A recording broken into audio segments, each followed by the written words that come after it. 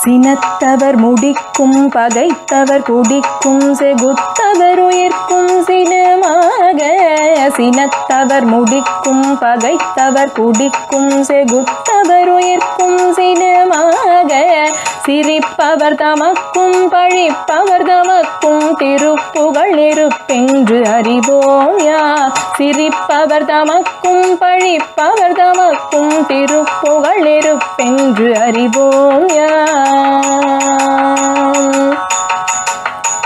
நினைத்ததும் அளிக்கும் மனத்தையும் உருக்கும் நிசிக்கரு அறுக்கும் பிறவாமல். நினைத்ததும் அளிக்கும் மனத்தையும் உருக்கும் நிசிக்கரு அறுக்கும் பிறவாமல். நெருப்பையும் எரிக்கும் பொறுப்பையும் இடிக்கும் நிறைப்புகள் உரைக்கும் செயல் தாராய். நெருப்பையும் எரிக்கும் பொறுப்பையும் இடிக்கும் நிறைப்புகள் உரைக்கும் செயல் தாராய். நிறைப்புகள் உரைக்கும் செயல் தாராய்.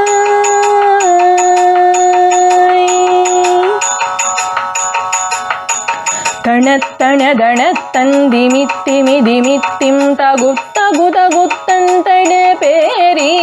தனத்தன தனத்தன் திமித்திமி திமித்திம் தகுத்தகு தகுத்தன் தன பேரி. தடுட்டுடுடுட்டும் என தொடி முழக்கும் தளத்துடன் நடக்கும் கொடுசூர. தடுட்டுடுடுட்டும் என தொடி முழக்கும் தளத்துடன் நடக்கும் கொடுசூர. சினத்தையுமுடற் சங்கரித்தமலை முற்றும் சிரித்தெறி கொழுத்தும் கதிர்வேலா. சினத்தையுமுடற் சங்கரித்தமலை முற்றும் சிரித்தெறி கொழுத்தும் கதிர்வேலா. தினைக்கிரி குறப்பெண் தனத்தின் சுகித்தன் திருத்தணி இருக்கும் பெருமாளே.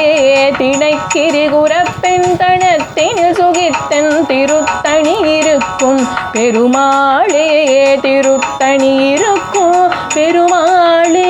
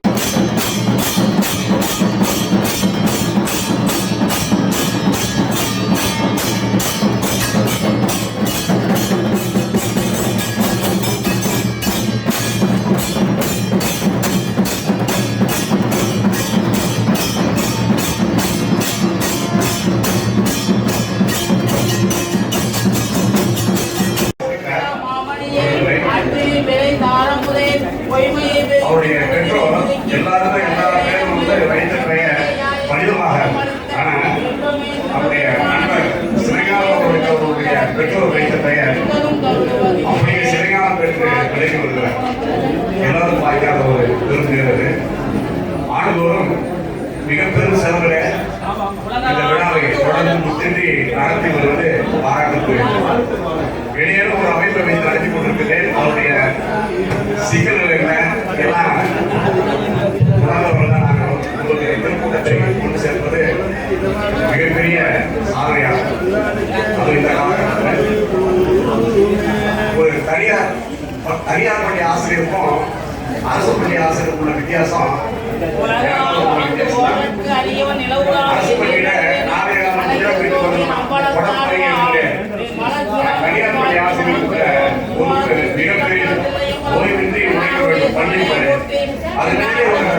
ஆண்டோரும் பெரியவரான வகுப்பை தொடர்ந்து நடத்துகிறார். அதற்கு ஆயத்தமாக வேண்டும். பள்ளிகளை முடிந்து கொள்ளும். நான் அரசு பள்ளி ஆசிரியர் வீட்டில் படுத்து கிடையாது. எல்லாம் பள்ளியில முடிஞ்சிடும். ஆனால் உள்ளாசிலே வீட்டுக்கு கொண்டு இந்த மாதிரி அரிய பணிகளில இருந்தாலும் கூட அவற்றையெல்லாம் மீறி இந்த செயல்முறையில் அவர்கள் ஈடுபட்டு வருகிறார்கள். மாணவ சமுதாயத்தை சிவனே போற்றி, எந்நாட்டவர்க்கும் இறைவா போற்றி, ஏகம்பத்துரை எந்தாய் போற்றி, ஆனாய் போற்றி, அண்ணாமலை மன்னா போற்றி, கண்ணாரந்த கடலே போற்றி, ஆவாய் கனகத்திரளே போற்றி, மலையாளம் போற்றி போற்றி. பெருமதிப்பிற்குரிய சான்றோர் பெருமக்களையும் அடியார் பெருமக்களையும் சிறமேல் கொண்டு வணங்கி மகிழ்கிறேன். இந்த நிகழ்ச்சி ஆண்டுதோறும் நடைபெற்று நம்முடைய புதுவையில் இருக்கும் மக்களின் விழிப்புணர்வு உருவாக்கி கொண்டு வருவது நமக்கு கண்கூடாக தெரிகிறது. அதற்கு ஐயா சிவஞானம் அவர்களின் பெரும் முயற்சி இதற்கு பின்னணியாக இருப்பதால் இறைவன் திருவருள் தொடர்ந்து இது போன்ற நிகழ்ச்சி நடவதற்கு அவர்களுக்கு நிச்சயம் துணை புரியும் என்று நினைத்துக் கொண்டு சிறுமுறை நான் 1994 திருவாவூர் ஆலயத்தால் நடத்தப்படும் சைவ சித்தாந்த பயிற்சியில் கலந்து கொண்டேன். இயக்குனர் அவர்கள் திரு வைத்தியநாதன் அவர்கள் தான் இப்போது நிகழ்ச்சி எடுத்தார்கள். 3 ஆண்டு காலம் அதெல்லாம் முடிந்த பிறகு இவ்வளவு நான் சொல்லிக் கொடுத்தேன். இப்போ அதாவது மாத்திரை வடிவில் ஏதேனும் ஒன்றை சொல்ல வேண்டும். நீங்கள் இவ்வளவு படித்தாலும் இதை நீங்கள் எப்படி கடைபிடிக்கிறீர்கள் என்பது அவர்கள் தன்மையை பொறுத்தது. ஆனால் நீங்கள் எப்பொழுதும் நான் சொல்லும் இந்த 5 எழுத்து மந்திரத்தை சொல்லிக்கொண்டே இருந்தால் அது இந்த அனைத்தையும் உள்ளடக்கிக் கொள்ளும் என்று சொன்னார்கள். சிவாய நம என்ற 5 எழுத்து மந்திரத்தை நீங்கள் எப்பொழுதும் சொல்லிக்கொண்டே இருங்கள் என்றார்கள். நின்றாலும் இருந்தாலும் கிடந்தாலும் நடந்தாலும் வென்றாலும் துயின்றாலும் பிடித்தாலும் வெளித்தாலும் மன்றாடும் வளர்ப்பாலும் ஒருவாலும் மரவாலும் ஒன்றாலும் உண்மையால் தொண்டராம் உடம்பிக்கார் என்று சொல்வது போல அந்த தொண்டர் எப்பொழுதும் இந்த 5 எழுத்து மந்திரத்தை சொல்லிக்கொண்டே இருக்க வேண்டும் என்று சொன்னார்கள். நானும் அதை உள்வாங்கிக் கொண்டேன். அப்பொழுது என்னுடைய வாழ்க்கையில் நடந்த ஒரே ஒரு சிறு அனுபவம்.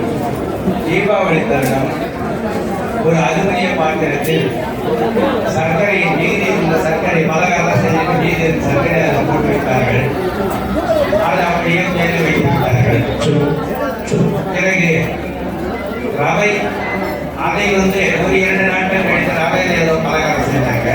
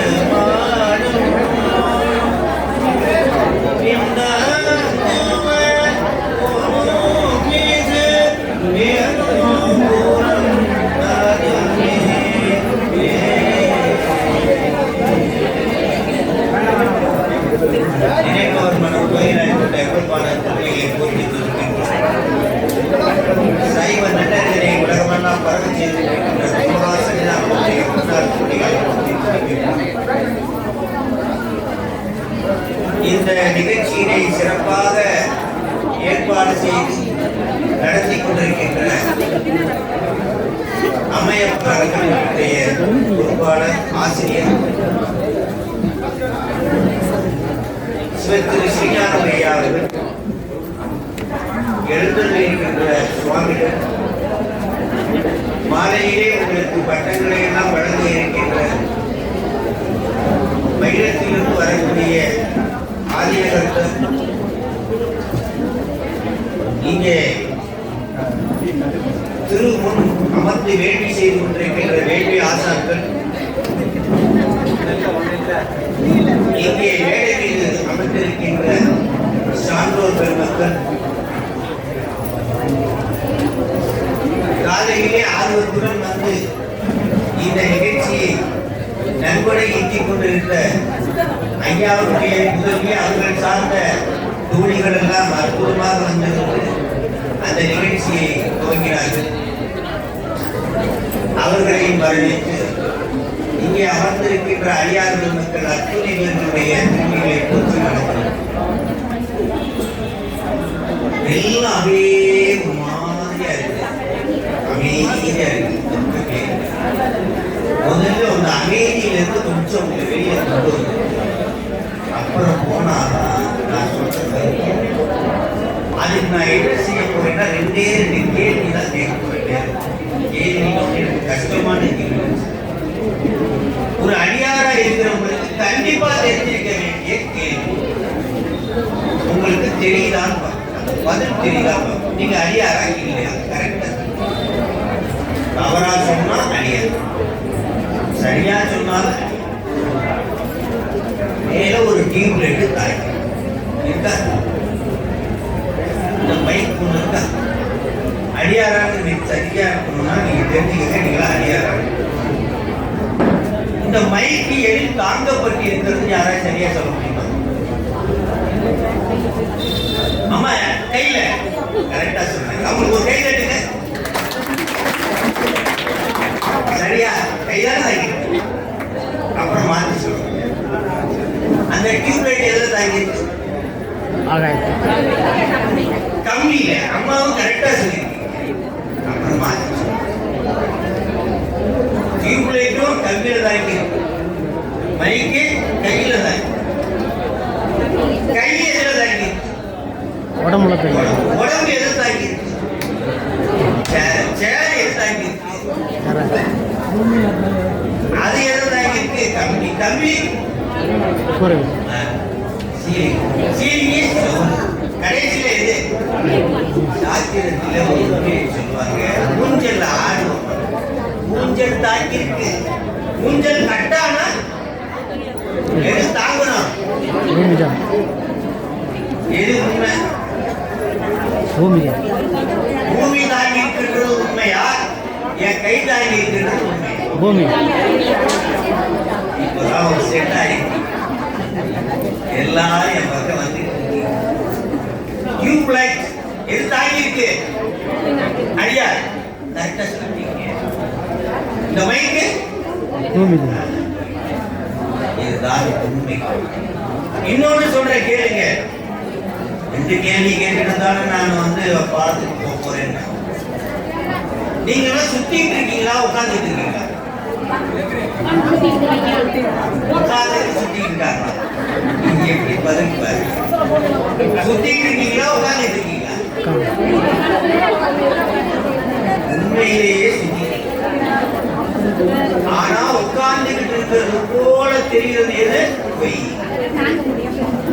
உண்மை எப்படி? சுத்திட்டு. சரியா? அப்போ உலகத்துல ரெண்டு விஷயம் இருக்கிறது. அது தாங்கி இருக்கு, இது தாங்கி இருக்கு. நான் சுத்தாம உட்கார்ந்திருக்கேன்னு பொய். உண்மை மறைந்திருக்கிறது எதுல? திருமந்திரத்துல ஒரு விஷயம் சொல்றார் சாமி. மரத்தில் மறைந்திருக்கிறது மாமத யானை, மாமத யானையில் மறைந்து இருக்கிறது. ஒரு மர பொம்மை இருக்கான். என்னது? யானை பொம்மை, மர பொம்மை. இது என்னன்னு கேட்டா என்னன்னு சொல்லுவீங்க? யானை. யானையா மரமாது? யானை உண்மையே அங்கிருக்கு சாமி.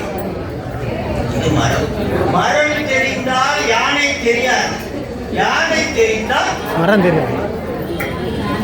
அப்போ இங்க உலகத்துல ரெண்டே விஷயம்.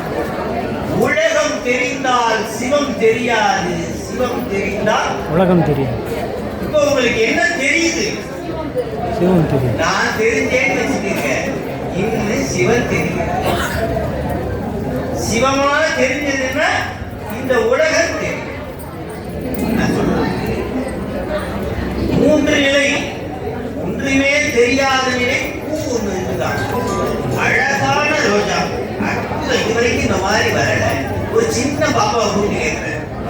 உண்மையை சொல்லணும். அந்த பூவை உங்களுக்கு என்ன நினைப்பீங்க? பூவை பறிச்சு தலையில வச்சு அதான் உண்மை. கரெக்டா உண்மையை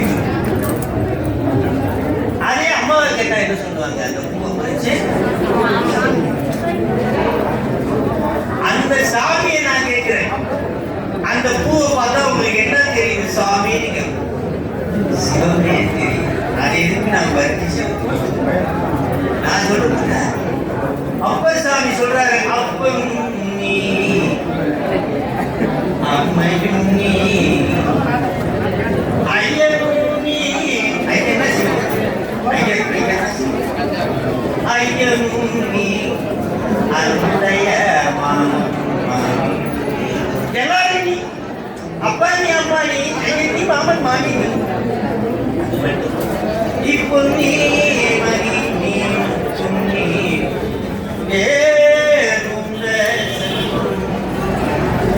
சடப்பொருள் உயிரற்ற பொருள், மணி உயிரற்ற பொருள்.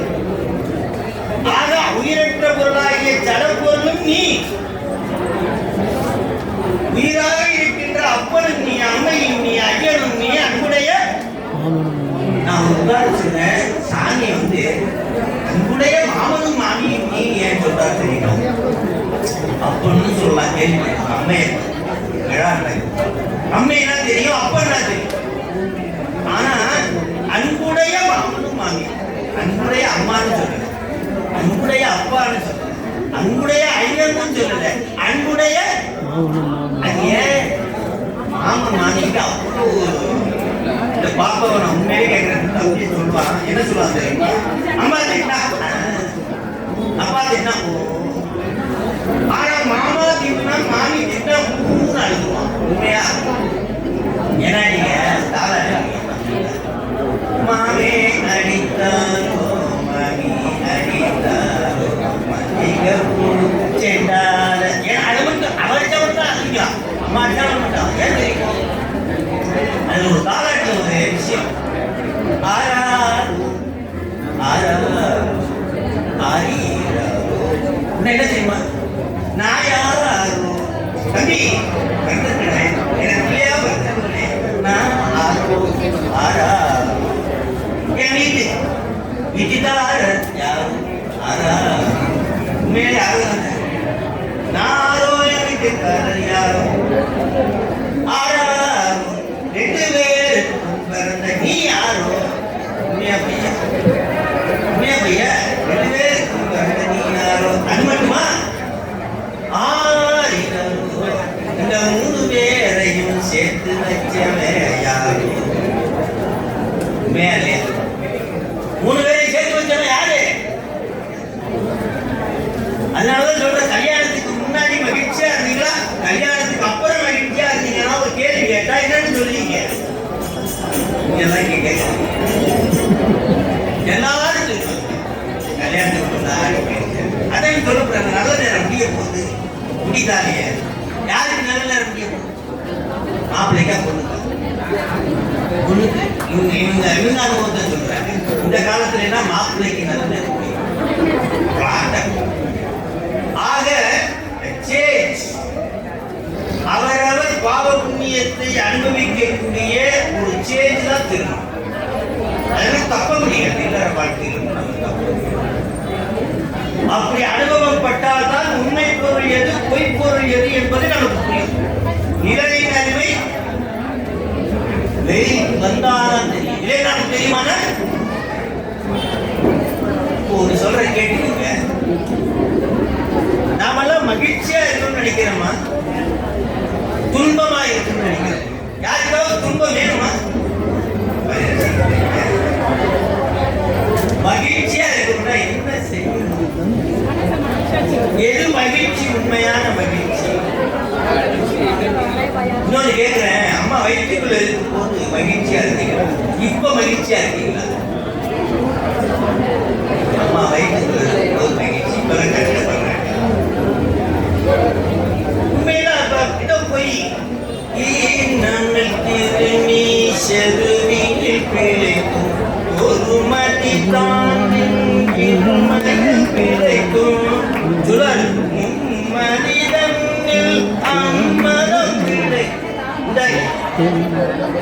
ஒவ்வொரு நாளும் கஷ்டமா, ஒவ்வொரு செகண்ட் வயிற்றுக்குள்ள குழந்தை வெளியில வர வரைக்கும். வளைகாப்பு எப்போ வைப்பீங்க? 3வது மாசமா? 7வது மாசம். அம்மா சேஃப்டியா 9வது. என்ன ஜாக்கிரதை, அப்பதான் கன்ஃபார்ம். ரெண்டு என்ன தெரியுதுன்னா, அந்த குழந்தை வயிற்றுக்குள்ள கால ஆட்டும் பிடிப்பாங்க. மகிழ்ச்சியா நமக்கு தெரியாது, அவங்களுக்கு தெரியும். அது என்ன ஜாலியா ஆட்டுன்னு நினைக்கிறீங்களா? எப்படா வெளியில ஆட்டுமோ, வெளியில வரும். அதை டாக்டர் பார்த்துட்டு நான் பண்ணுவேன். அந்த இருட்டறைக்குள் இருந்த அந்த கருப்பைக்குள் இருந்த அந்த கொடுமை வெளியே தெரியக்கூடாது என்று இறைவன் மறைத்து வைத்திருந்தார். இதை மீண்டும் நம்ம இந்த கருப்பைக்குள் வரக்கூடாது என்பதற்காக. ஏன் தெரியுமா? அந்த கருப்பை என்னன்னா, இந்த கோயிலுக்கு கர்ப்பகிரகம் ஒன்லி ஒன் வே என்டர், அதுவும் போக முடியுமா? அதை போல உலகம் என்ற கருப்பை, அதுக்குள்ள நாமெல்லாம் ஜீவித்துக் கொண்டிருக்கிறோம். இறைவனுடைய பெருங்கருணையாலே இந்த உலகத்திலே வாழ்வு. ஏன் வாழ்றோம் தெரியுமா? உண்மையை புரிய வேண்டும். ஏது உண்மை? ஏது என்ன சொல்றாங்க? ஏவும் பொன்னடிகள் கண்டே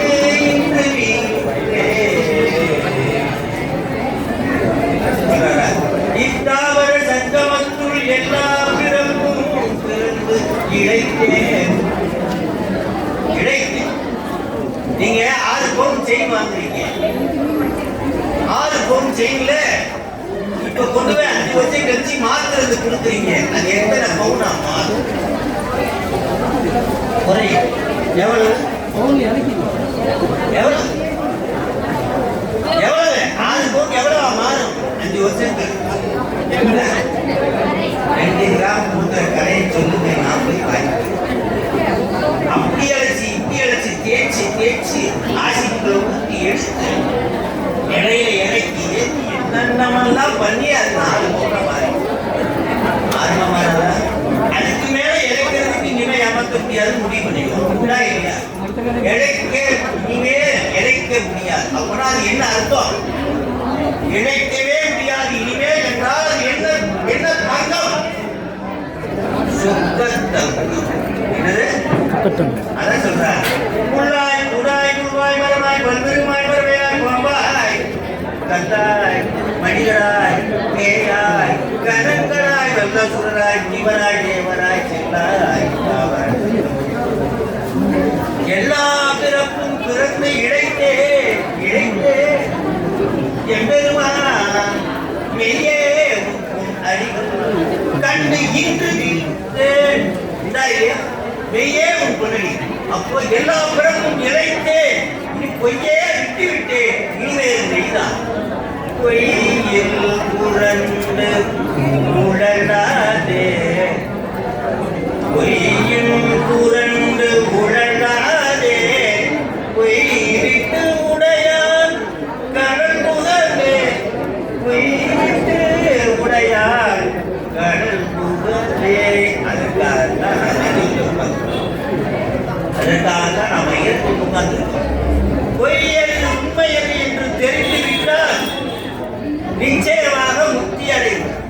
இச்சென்மத்தோடு நமக்கு பிறவி இல்லை. இறைவனுடைய திருப்படி நிழலிலே கலந்து இதெல்லாம் சிற்றின்பம். இன்பம் போல் இருக்கக்கூடிய ஒரு பெரும் துன்பம். சொரீரம் சுகமா இருக்கு, அதுக்கப்புறம் பெரும் துன்பத்தில் வந்திருக்கும். அதை போல இந்த உலகம் ஒரு துன்ப வாழ்க்கை. ஆனா பார்க்கிறதுக்கு இன்பம் போல் இருக்கக்கூடிய பெரும் துன்ப வாழ்க்கை.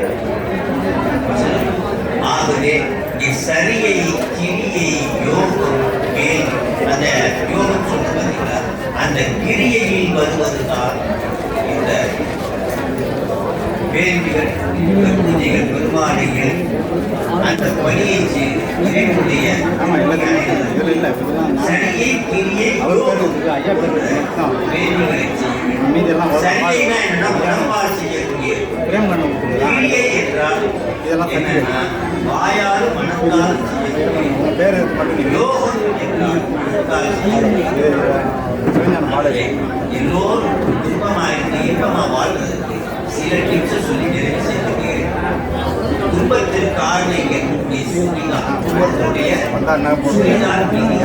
அந்த சுழியில என்ன பண்ணணும்னா நீங்க என்ன பண்ணுவது, திருநீரை எடுக்கணும். எப்ப திருநீர் போனால்